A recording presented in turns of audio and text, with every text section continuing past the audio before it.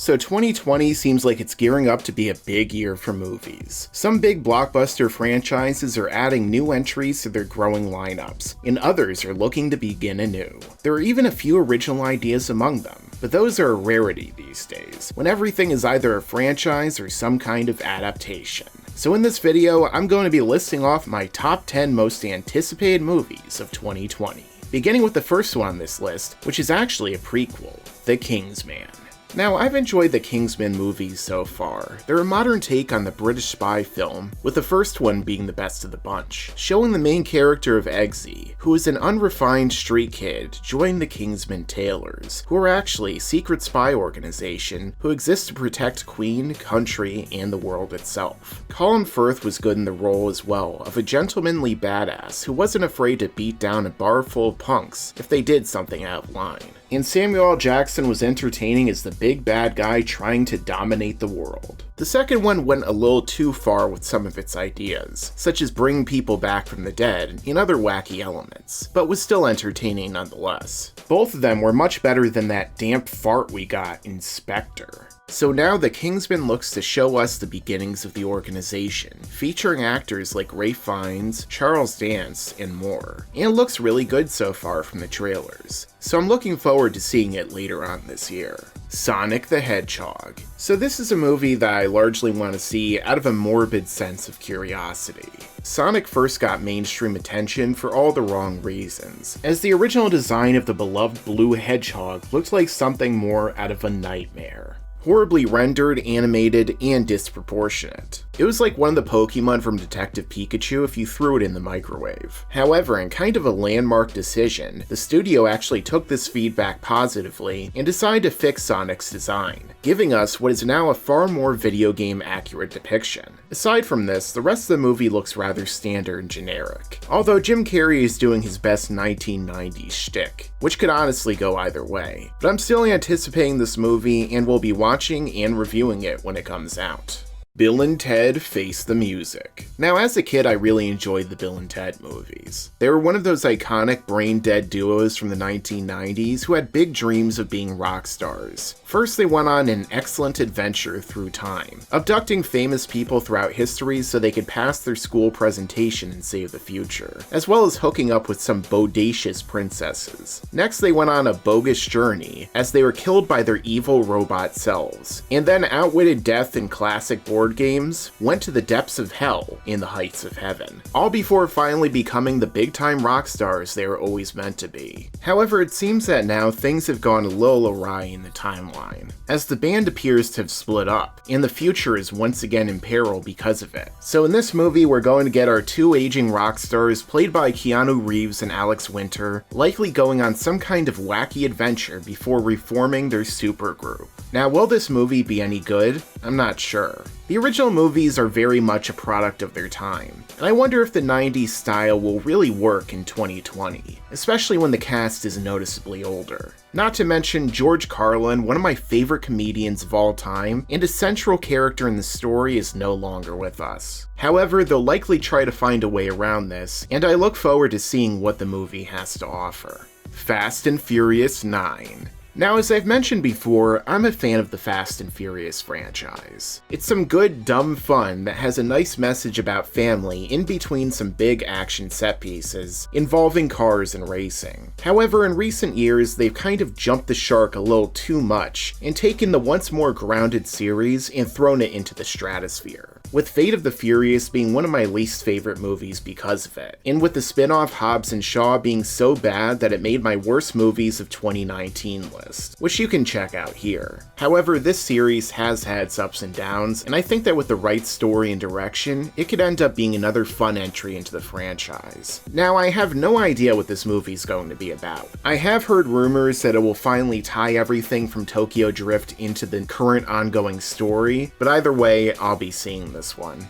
Ghostbusters Afterlife. So this is a movie that's getting a lot of attention online since it was announced, and for a good reason. After the abomination of a film that was Ghostbusters 2016, Ghostbusters Afterlife looks to get this franchise back on track, with a respectful follow-up to the original 2 movies, which features a new generation finding the proton pack in the Ecto-1 and looking to bust some ghosts. Now, I really enjoyed the original Ghostbusters movie, and I liked the animated series as a kid, but unlike many others of my generation, I don't have this huge personal attachment to the franchise. It was a good movie from the 80s that I watched as a kid, but there were a number of other films that caught my attention more so from that era, such as the awesome action films from Arnold, Stallone, and others. However, due to its impact on the industry and on fans, it deserves to be treated with respect, which Ghostbusters 2016 definitely didn't do. However, Afterlife looks to be on the right track there, and ready to give audiences a fun follow-up that they've wanted to see. So let's hope this one is good. Black Widow.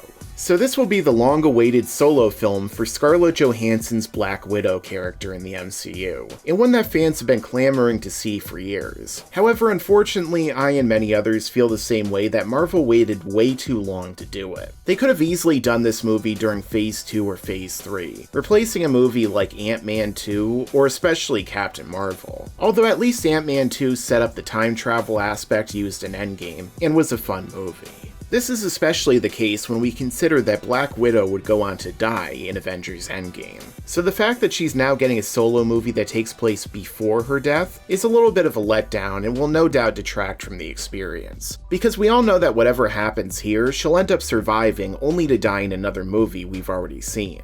Well, unless she's randomly replaced by a Skrull, which would only hurt the sacrifice from Endgame. Aside from that, the movie looks good so far, taking a lot of inspiration from other spy films such as James Bond, and it features actors whose work I enjoy, such as David Harbour and Rachel Weisz. So I'm looking forward to this movie and hoping it's worth the wait.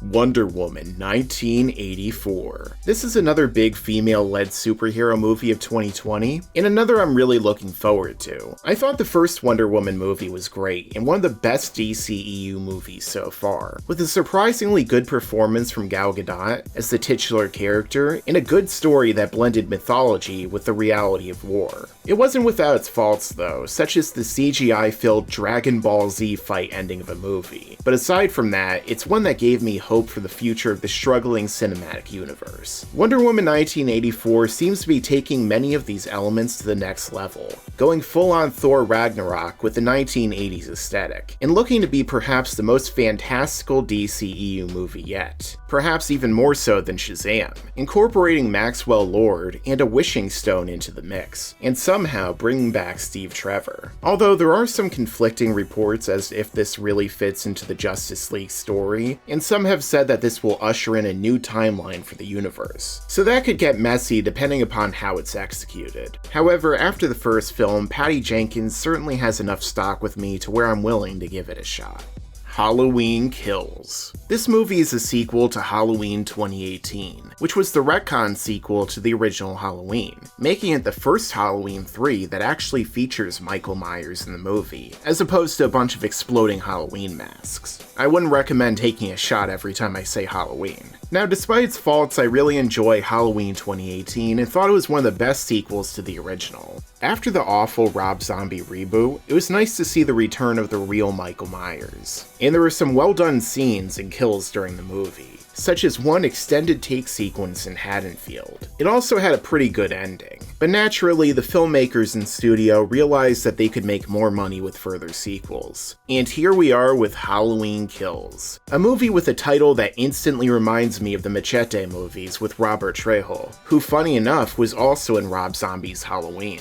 However, with that being said, I'm looking forward to watching this one and hoping they don't go too far off the rails with it. Although it's already been confirmed that there will be another sequel called Halloween Ends after this, so it's likely going to end in some kind of cliffhanger. But honestly, as a longtime horror fan, I've seen enough final chapters and endings to know that if the studio thinks they can still make more money, Myers will continue to keep coming back. Even if they fire the guy into the sun, he'll just hop on an alien spaceship, kill everyone on board, and make his way back to Haddonfield. Oh crap, I hope I didn't just give them another movie idea. Dune.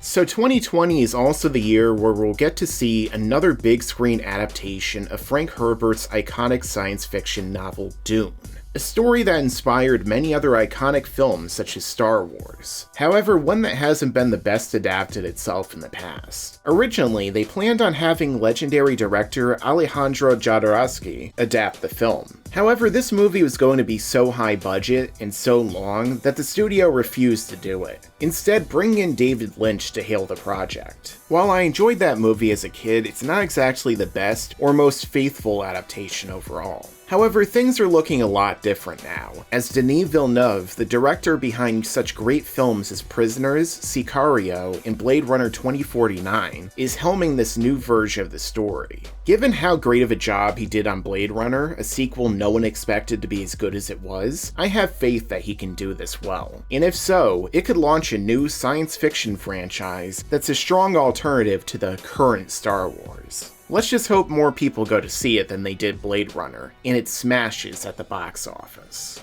And finally, we have Tenet, the newest film from Christopher Nolan, who is one of my favorite directors of all time. I've seen all of Nolan's films, and all of them have been good so far. And in many ways, he's only continued to improve as a director, bringing us classics such as Inception, Dunkirk, and the Dark Knight trilogy. His use of IMAX cameras and shooting his films on 70mm only improves the look and the theatrical experience. And I'm always blown away when I see them on the massive screens at my IMAX theater, so I'm looking forward to doing the same with Tenet. With that being said, the plot of this film looks really interesting, with characters who seem to either have the ability to warp time around them, or see it unfold differently than others. Nolan always loves playing around with time in his movies, so I'm sure we're going to get something very interesting. Now, the cast could go either way, but Nolan also has the tendency to pick unexpected actors and get some really strong performances out of them. So even if this movie doesn't live up to some of his classics, we're no doubt going to get a film worth seeing. Alright guys, so these have been my top 10 most anticipated movies of 2020. What are your most anticipated? Let me know down below. Also, make sure to leave a like and share this video out so we can continue to grow and bring you even more content like this. Thanks for watching, and make sure to stick around, because there's a lot more to come in the future. Make sure to subscribe to this channel and enable notifications so you can see all of my content right away when it comes out. Yeah, and you better subscribe.